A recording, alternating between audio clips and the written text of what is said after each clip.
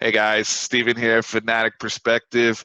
Tran, it's game week, brother. How are you? I'm doing well. I can't wait. I am so excited. Even watching these FBS games, it's just got me the itch for football. I cannot wait. Absolutely, man. And so Tran and I are going to be continuing our preview series. This video today, we're going to address our concerns heading into the season. We do this, we've done this the last couple of years. Just what are the things we're worried about or concerned or think we have questions on or question marks. So we're going to jump into that. And one of the things that Tran, we talked about this beforehand, right? And it was kind of hard to come up with all the concerns we had, and we feel like that's a good problem, right? And from For the first seasons time in a long past, time. Yeah. right, right. And so that in itself is a good sign that this was a little bit more difficult to do than previous years. Before we get to that, I do want to give attention and shed light to Lake Charles. We've been doing the Operation Rebuild for the community on the channel. We've been promoting that. For those of you who checked out our part one of our top 10 UT players series, you guys saw the link on there. We will have it on this video as well, put together by my good friend Tyler Dixon, who's been featured on this channel, big Alabama fan, and Wade LeBlanc of the Baltimore Orioles that are really running that initiative, trying to help rebuild the community after Hurricane Laura. So if you have it in your heart to give, we really appreciate it. And like I said, if you haven't gotten a chance to check out the top 10 players that is dropping, the part two will drop on Tuesday, and we will drop all the way until Friday when it's time to get ready for UTEP and that last sleep, Tran. So um, let's get the two major concerns out of the way. The most obvious ones. One is for the whole state of college football. One is, I would say, particularly for us, John. So I'll let you go ahead. Yeah, so the two that, it's definitely the elephant in the room is both COVID and also injuries. COVID obviously is going to affect this whole college football season, week to Already week, game has. to Yep. game. Mm-hmm. Yep. We've seen cancellations or postponements of games such as TCU SMU, which is actually a pretty probably our biggest non-conference game for the Big 12. I would say. I mean, I go out of pocket to say that, but something that is always a concern for every single team as well as injuries, and it definitely was relevant to our team last year with our depth, especially after the LSU game. It looked like we were just having patchwork left and right, especially on our defensive skill positions. Yeah, You it know, was. Look, and it's one of those things where it was a curse and it may turn into a blessing for us this year because when we make our positives video, and again, this video is strictly just concerns. We will have another video where we're just gonna be excited, right? And so, but for the case of this, it's one of the things where everybody gets banged up last year. It sucked, but now all these people get snaps. Now we get to see Cress Moore get some snaps. Tyler Owens got to play. Estelle got to play. Um, you know, Anthony Cook and all these guys get ramped up into it. And now we get to see a whole bunch of guys that have starts under their belts, significant snaps, be able to come out and hopefully play confidently in a scheme that's more suitable for them. But injuries as a whole, look, this is not just the defensive backfield; it's the whole team, I would say, mm-hmm. because our quarterback has had injuries every single season since his senior year of high school. Going back to there, right? Like remember, we were worried about Sam's concussions at one point. Then it went to his shoulder. Last year was his His midsection area. ribs, yeah. Yes. So how, and And I you're not think, even touching on his surgeries that he had in high school too. Didn't he blow out right. his knee in high school as Mhm. well? So I mean, it's stuff that can compile and actually add on to everything. And if anyone knows the physiology of your body, usually you overcompensate whenever you have any type of injuries or anything like that, and then it injures another portion of your body. So that's definitely something that can scare you. Especially this team is going to go as far as Sam Ellinger takes us. I agree. And while we do have wonderful prospects and very, very good depth in the quarterback room, especially now, you still want Sam Ellinger to be there for the long haul and see this thing through. So that's a concern. Keontae Ingram's a concern with his injury history. Some of the wide receivers we've heard have been in and out. We've already lost Troy Omire for the Mm-hmm. season. So it's something we have to keep an eye on. Now, some of the guys that have battled injuries in the past, like Colin Johnson, aren't with the are have moved on, right? So, hopefully the guys that are moving up, we can have a little bit more consistency week to week with their availability and avoiding some of those soft tissue injuries that we saw plague us, or even some of the weird ones, right? Chris Brown breaking his arm, and Yeah. some of the things that Caden Stearns Jordan battled. Whittington tearing his groin muscle, Groin, things like yeah. that. Yeah. Yeah, I mean, and that, because Jordan Whittington, great example, right? Mm-hmm. That's what's held him back from not already being 100%. featured and broken out. We don't know how that would have impacted last season, quite frankly, if he's available, right? And when you have a significant injury like that he faced, where he had to have multiple surgeries, it puts you in the concern column moving forward to 2021. A lot of people will ask me why I didn't have Jordan Whittington on our breakout players. I got to see the brother stay healthy. That's my concern. I know he can ball, whether he's playing slot, whether he's playing running back, whether he's playing defense. I know he can ball. That's not a question or concern for me, even right now, even with the lack of experience. It's just being available. So those are the two big ones. I do want to pivot to the football side, unless you have any other thoughts to add. Yeah, no. So one thing that it can actually be a perfect segue into our next concern is last year we didn't have any major injury on the offensive line. That's and that's not a common thing for any big time football. I mean, people roll up on people's knees all the time. That's why you see the big knee braces on all the big offensive linemen. With that said, our next concern is kind of our offensive line depth, and not really mostly the depth per se, because we do think we have talent and we do have depth, but it's more so the experience. So especially we've talked about our center. If our center goes down, we're really worried. Yeah, you're talking about Jake Majors being in there as a true freshman now, because from my knowledge, he's supplanted Rafidi Girmay. But if you're saying, hey, we got to count on Jake Majors, I don't think that's fair of the program or fair of him, where he's at. And he's come a long way physically and was Under Armour All-American, all that. I get it. But that's a big drop off from a, experience standpoint, to your point, Trent. Yeah, and it's all across the line. How are we going to replace an All-American candidate in our left tackle? Yeah, we can replace him with Tyler Johnson. We could use it. We could use a tight end to help him in pass protection, but it's still a drop off in talent. It changes up our whole offensive scheme. Then we go over to Junior. Junior has had a great camp, and he's just a mauler. I think he's going to be our next offensive lineman that is going to be a great offensive lineman. I think he's a step up from Parker Braun last year. It's just every single key position on the offensive line. We don't have proven backups that we know, that we've seen. Let's also say this. So we have 3 returning starters on our offensive line: Sam Cosmi, Junior Angulau, Derek Kerstetter. Yep. However, two of those people moving to a different position, right? The only person that is returning starter at their same position is Sam Cosmi. Yep. So Derek Kerstetter is making a pretty drastic switch from right tackle to center. Yep. Junior's flipping sides, right? I like Junior next to Sam Cosmi. I think that's a positive. I think your left side is going to be very, very good, kind of like when we had Connor and Patrick Vahe over there on the left side when Deonta Foreman won the Doak, right? Went off, yeah. Yeah. I mean, you got to load up a side. That I agree with that philosophy.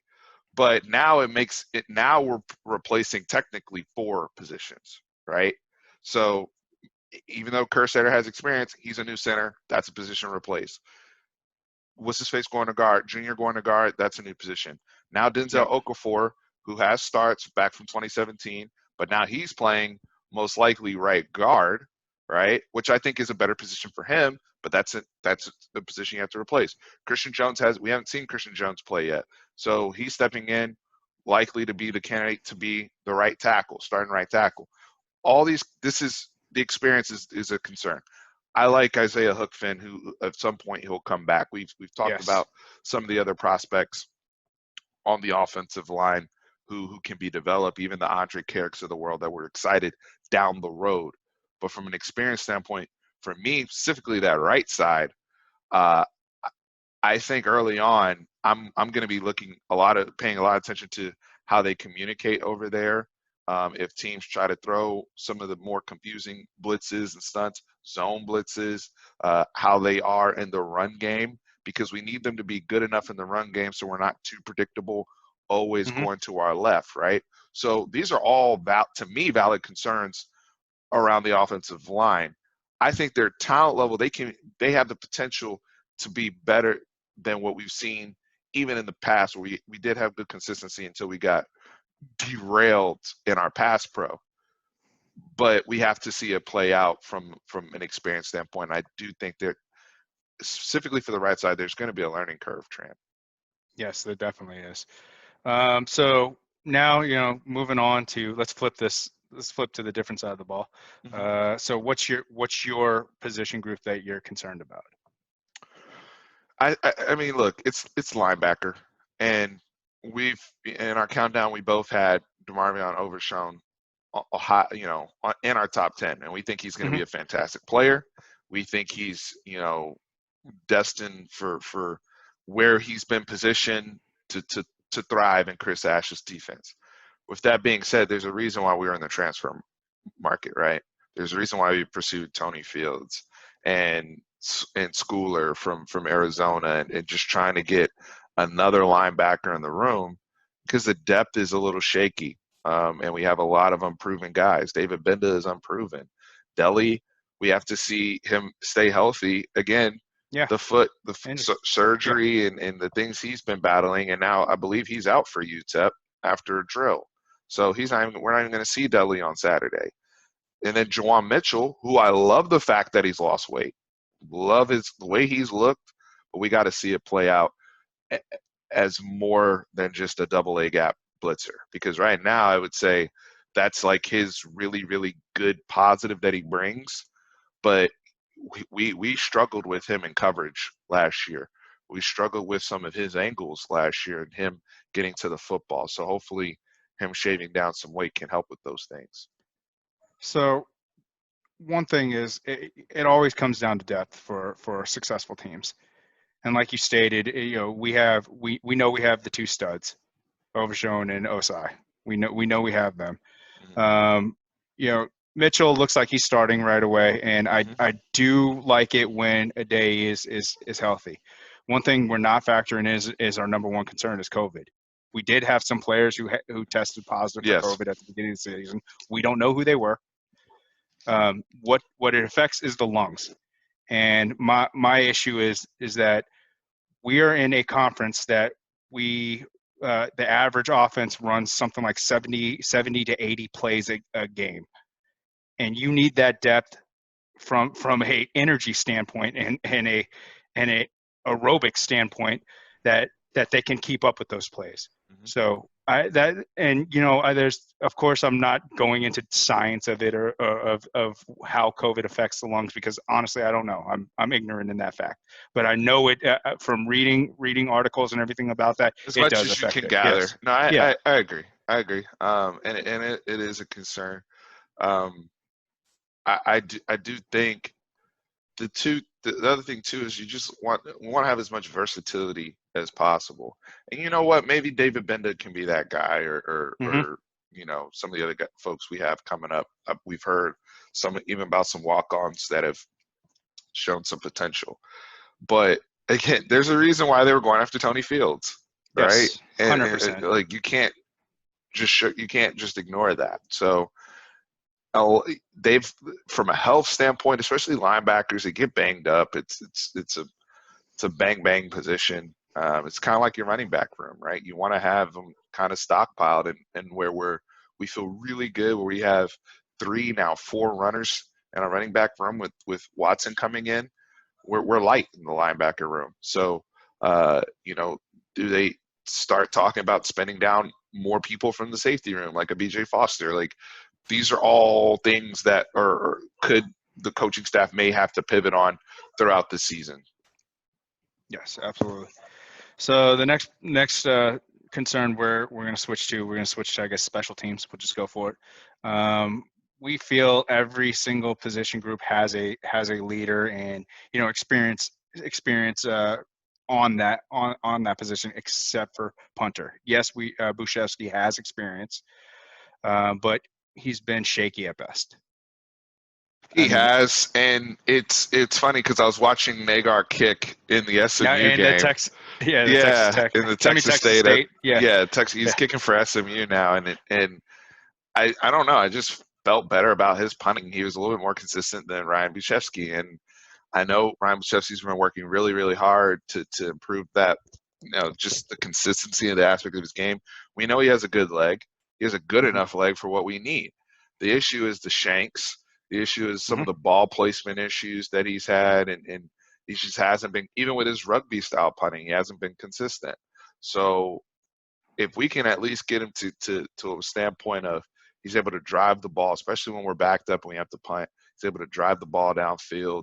He's able to better directionally kick, just overall being a better football player and punter. That will go a long way from a field position, especially in certain games, certain situations. Yeah, we expect to score a lot of points, and hopefully we don't have to see him too much. But there are times in the game where we're trying to back somebody up, where we're trying to get them inside their 5. And he can be an asset for us like we saw his cousin a few years ago. And I'm only saying that from a standpoint of what good looks like, right? So Ryan Bushevsky needs to improve. Is a long-winded way of saying that. I'm glad that you brought up his cousin because unfortunately, we will always compare him to his cousin because his cousin was the greatest kicker we've ever seen for Texas. The thing that I'm hoping people may fight you on that, Tran. I know Justin Tucker. I'm talking about punter wise. Okay. Yeah, no, I know. Hey, thank Justin you for Tucker, clarification. Michael sorry. Dixon. Sorry. 1,000%. Thank you for bringing that up.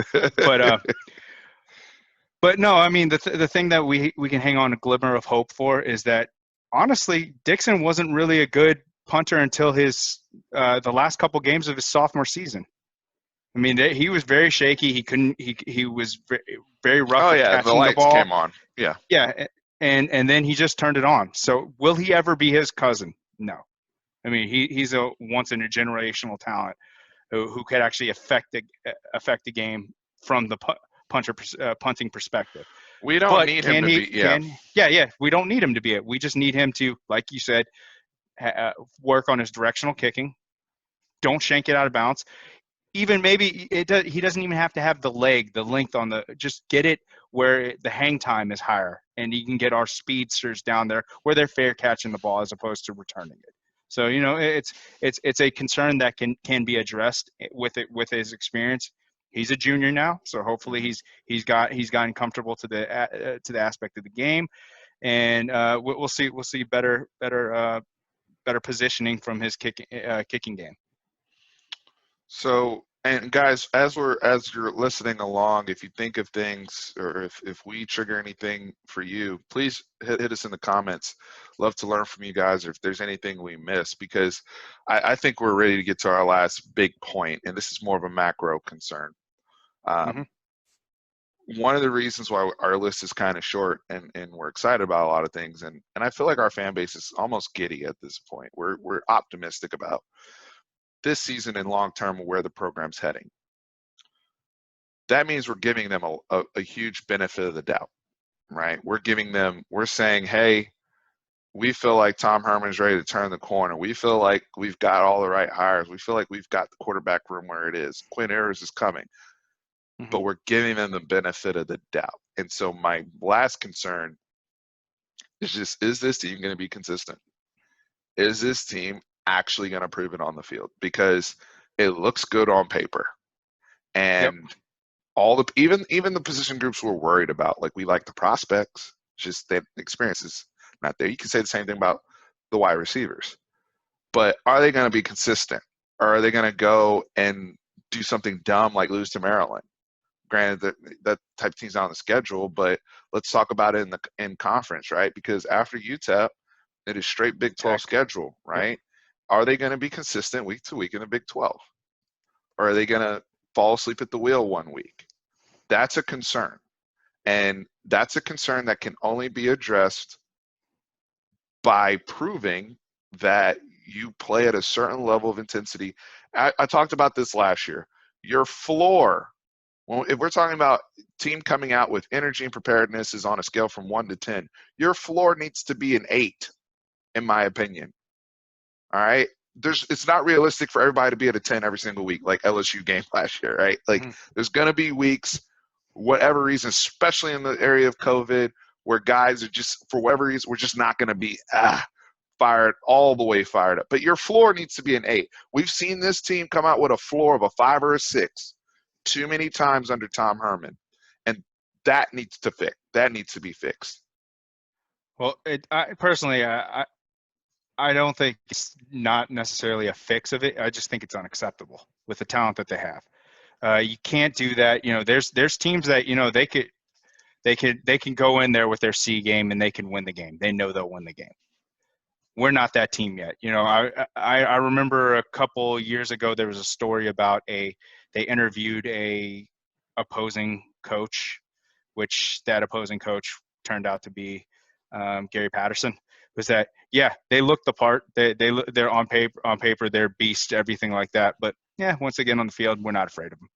Like that, we can't have that anymore. I want that attitude where you're starting with UTEP. You know, I want that attitude where we're up by 35 points by halftime. Where, Thank you, sir. all right, guess what? You know what? Sam's going to take off his pads and he's just going to be in his he's just going to be in his but we're not taking our foot off the gas pads. with whoever. No. When Casey gets in there or whoever, right? So yeah, I totally agree. To your point about coaches, look, the passive aggressiveness in the comments of coaches over the last few years towards Tom Herman has been specifically about this, right? But they're not wrong. Like, no, Dana they're wrong. Holger's, They're 100. I'm saying, I'm speaking in terms of Tom Herman. You. If you're trying to motivate your team, be like, hey, they're disrespecting you and you're proving them right, you know, type of thing. Go out there and let's dominate. I remember, I think it was a couple years ago when Dana Holgerson was still here, and he made the comment and was like, I would love to have the recruits that they get, or something to that effect, or I would love to have the 2 deep that they have, right? Yeah. And like, just comments like that, right? Like, because they know, like, you guys are going to blow that money somehow, some way with all these kids and the lack of development. That's what we've been talking about, right? The lack of development. You guys are going to blow it somewhere, or somebody's going to get in trouble. Something weird is going to happen. And so just using this year, however this year turns out, wherever this year goes, but using this season to erase that stigma about us, that we fall asleep at the wheel randomly, that we won't show up, we'll just all of a sudden overlook a team. Instead of overlooking a team, go out there and look to destroy a team. That's my energy, right? And when you look at the great teams, that's what they go and do, man. Yeah, and what's important about this year? It's year 4. And why is that important for a coaching staff? They have their recruits as upperclassmen now. So they can now present that as a recruiting tactic. Be like, look at our team now. You know, yeah, when we first started, I was what were they, 7-5, something like that, and then they went on to the 10-win season, and then last year it was 8-win season. Yeah, if they go on and they say they make it to the playoffs, like some pundits are projecting for us, they could sell that completely. You come here, you know, we will develop you. That was the issue that we were having the first couple of years. We don't have that issue anymore. It's a huge recruiting tool. I agree. Guys, stick around for part 2. We'll be dropping that right after this one, where we will go through what we're excited about, some of the things that we look to see that we think can help us be very successful, and address this major concern, this macro concern we have here about consistency. So we'll be dropping our excitement video here shortly. I'm so excited I can't even get the words out, Tran. But for the conclusion of this video, make sure you hit the like button, make sure you subscribe, and make sure you remember, horns always up. Thank you.